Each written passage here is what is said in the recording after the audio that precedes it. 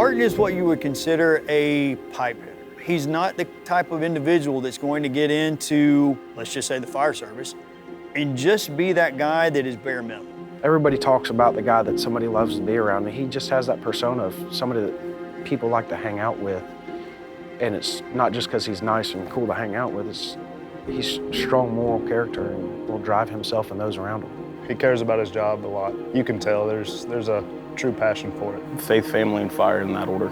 That is his motto, faith, family, and fire. And that's something that Barton has 100% embraced. If I had to describe Jonathan in 3 words, I would say he's strong.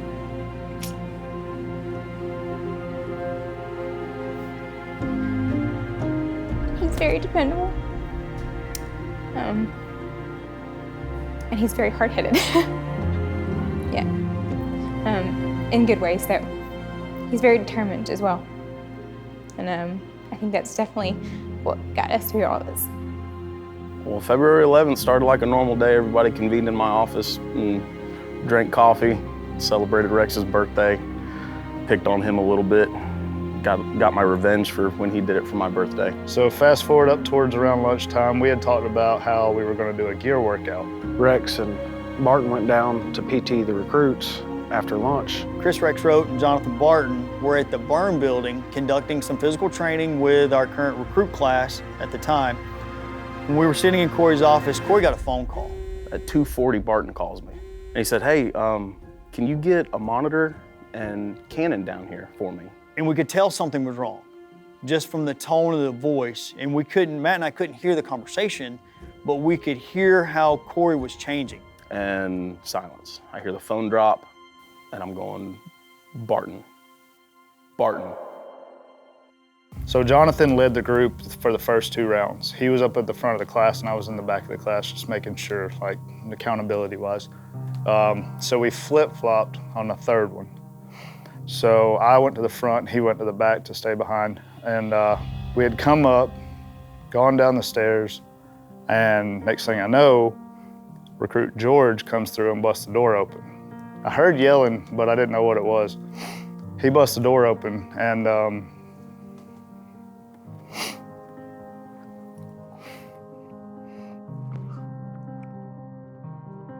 we knew somebody or something had gotten hurt, sick.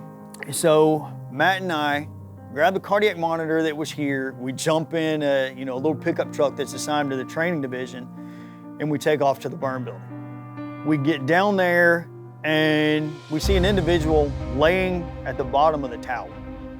At that point, I had no idea who it was because you just couldn't tell. You see the turnout gear, and Rexroth was already standing beside him. And within a matter of a few seconds, we realized that Barton was laying there. Cannon was checking pulses. Just out of the corner of my eye, and from having worked with Cannon on Med 21 a few times, noticed that he's got some concern in his face. he raised his shirt up to expose his chest, and you could see from the nipple line up, he was a totally different color purple. Cannon checks a carotid, Matt ends up with a femoral, and I'm holding his wrist. And all 3 of us confirm at the same time his heart stopped. When we got there, Lieutenant Cannon said that we had a 38-year-old male who's a cardiac arrest. My lieutenant, Tommy Porter, was right behind me, and he was like, look, we're not doing this here. We got a backboard, let's go. I think we had an on-scene time of a couple minutes, if that. This is all taking place. It seemed like an eternity, but in all actuality, it was only probably a matter of a couple minutes. And I remember Lieutenant on the scene telling everybody, if you're not one of these certain people, get out, we're going. So grabbing a couple of guys that were hard-headed and slinging them out and smacking the side of the truck and saying, go.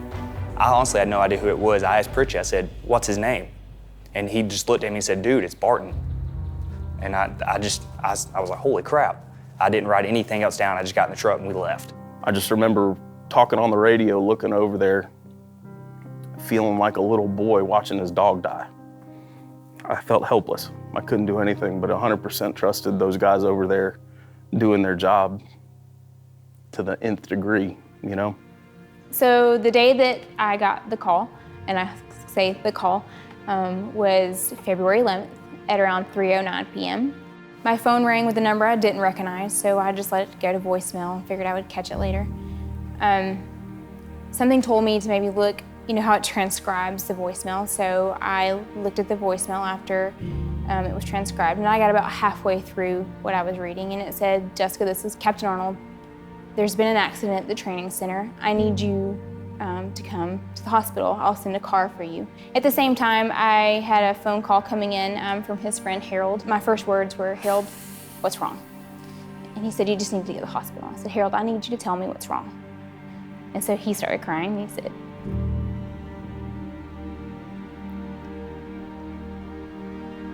"He's in cardiac arrest." And I know what cardiac arrest is, but when it came out of his mouth, it was like, I didn't understand what that meant. We got there very quickly, thanks to Rob. As we pulled into the emergency bay where they bring the ambulances. We didn't go through the emergency room. I'll never forget, we pulled in. All I could see was a sea of blue uniforms. I can't tell you who was there. I don't know whose faces it was, but I just could see blue uniforms, and there was lots of them. I'll never forget, there was a parade of paramedics, firemen that all brought him in. He had some of the best paramedics working on him though, which was a relief when we saw them, because we're like, of all people to be here with him today, he had some amazing paramedics working on him. Transferred him over, and we didn't leave. We stayed in the room, in the code room with him. We weren't going anywhere. We were staying there for how long ever it took. When he came in, the most important thing is he was already receiving high quality CPR and resuscitation. So that's the key, to be honest with you. I mean, if there's a lesson really to be learned, having fantastic quality care prior to the hospital is a lot of times the difference between life and death, and people walking out and people not. In our system, we do something fairly unique. It's catching on more and more in the country, but we have a very sophisticated way of communicating directly from the paramedics on scene to the cardiologists through the emergency department so that they know exactly what's going on. Before Jonathan actually arrived to the hospital, all of the cardiologists, including the ER, actually heard the radio report from the paramedics. They knew exactly how old he was, they knew what happened. 100% clear. He's one of our firemen. He's been in VFib for approximately 10 minutes now. Got CPR going. He's been shocked 4 times, 1 round of epinephrine in. Request orders will be there in approximately 5 minutes. As soon as he got to our hospital, we took him to the cath lab. He was still having that CPR, and at the same time, we opened up his blood vessel, which was 100% blocked. We also had to put artificial heart pump to keep the blood circulation going because his body was in shock. We didn't know if he would be brain dead because, from my understanding, he was gone for a short period of time where they could get no heartbeat and he wasn't breathing. So there was a possibility that he would have severe brain damage. We didn't know if he would ever be able to work again or what our home life would be or how I would explain it to the kids. When I first saw him for the first time, it was hard. It was like it was his body, but he wasn't there, I guess I would say. The first few days, we were living off of text message updates. I tried to be there every day at least once to check on his wife and check on updates. I was at the hospital every day. Every day Barton was there, I was there. The second day, he was awake enough to look around and kind of be conscious, and I assume he doesn't remember any of it, but he grabbed my hand and mouthed "thank you" to me, and he was motioning to write. He wanted to write something. So he wrote, in just like the scribbled letters, he just wrote, "I'm scared." We have a little code between the two of us. This 3 squeezes means I love you, and 4 back means I love you too. So if we're out in public or whatever, sometimes he'll give me a little squeeze on my leg or my hand. So one of the first times that I knew that he was gonna be there mentally was that he squeezed my hands 3 times. And that was a big deal. So he started doing it to the guy. The guys would come and visit him, and he would squeeze their hands 3 times, and they would say, "He's squeezing my hand," and I would explain to him that was code for "I love you." And so they really liked that he was able to communicate to them. Got to go in and see him. He could hardly talk. You know, he's still got a bunch of wires and stuff going everywhere on him, but you know, he was awake. Just little stuff like that, and then it would start improving.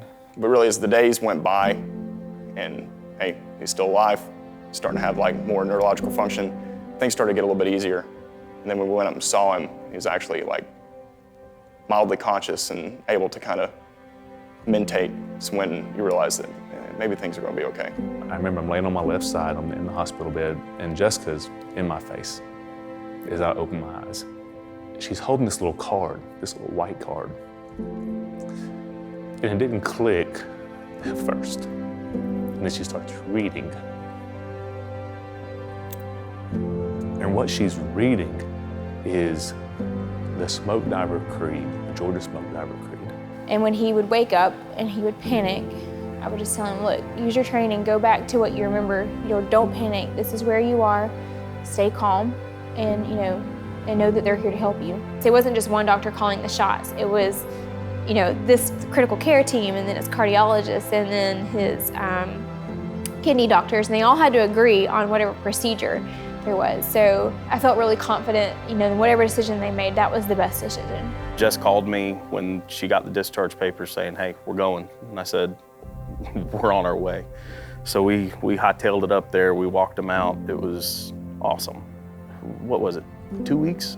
From somebody that you're doing compressions on, 2 weeks later, walk out of a hospital setting to go home is just priceless. Putting everything in that truck and then climbing in that seat and her driving us away from the hospital was just, it was like finally, I'm going home. Of course, not knowing what we were getting ready to be hit with at home. The days at home may have actually been harder than the days in the hospital. Going home was, the nurses aren't there, the doctors aren't there. We have a saying, and I know you've probably seen it in some of the articles, it's faith, family, fire. Your faith comes first, and then your family, and then fire. But there's some blurred lines between family and fire because they are our family. And that situation would have been so much harder without them. He couldn't go to cardiac rehab because of the pandemic going on. So he's out cutting his own grass and jogging where a lot of people may not have went that extra effort. We were all here the day that Jonathan came in to do his return to work job skills evaluation. There were probably 50 people here. And typically when somebody comes back from an injury, there's only like maybe 2 or 3 people. So we got to come up here, got it worked out where the whole station got to come up here and watch him do it, and that was awesome. It was really cool to watch, really cool to be there. He actually did it faster than most of the people in the department. I can be very competitive, and I thought maybe I don't need to try to, really push too hard, and I just take it easy. I kind of clicked. I'm like, you know what? Why are you going slow? You never go slow on this test. Why go slow now? You can either do the job or you can't. And if you can't do the job, you don't need to come back. You don't need to be here. And so I picked it up and kicked it into high gear and finished in probably not my best time overall, but it was close. I knew he wanted to come back to work, and I wanted him to come back because this is what he's meant for. So here we are, 133 days, after he had his heart attack, he's back at work. If God didn't have a plan for me to be here, I wouldn't be here. Now, I don't know what that plan is yet. I'll figure it out. First, it was God's plan. But second, it was the care that he got and where he was when it happened. The early intervention, the recognition, the advanced level of care that we can provide in the emergency setting and in the hospital setting, it was the perfect storm of the success. The thing what saved his life is teamwork. Cardiac arrest is you have to coordinate so many moving parts with different departments, different agencies, different entities. And all you have to do is have one of those go wrong, one of those not be as efficient, and we don't have a celebration, we have a funeral. So there is not just one thing that saved Jonathan's life. In fact, everything had to work seamlessly. Had one thing gone wrong, Jonathan would not be here today. They call it link in the chain, right? So each link is vital for the strength of that chain. And everyone during that day served their link perfectly. And that's why the chain was so strong. If it hadn't been for, again, everything falling in place, it would have had a different outcome. We knew that the emergency department was going to do what they had to do. And then cardiology got involved. And then the intensive cardiologist got involved. So that teamwork from the beginning until the time the stents were placed is the reason that he is here and he's back at work, and the reason that he got to hug his kids in a matter of a week or so. When we talk about this as his heart was starting to die, every second, literally, that went by, his chances of dying went up. So it is so important in cardiology to be able to get that information from the folks, especially on the scene that are doing the work, and be able to get that and make decisions based off clear information and not interpretations. I don't think we'll ever be able to repay or thank the people who were there who helped. No. They gave me my husband, my little girl, my little boy, their father. There's not enough thank yous to go around.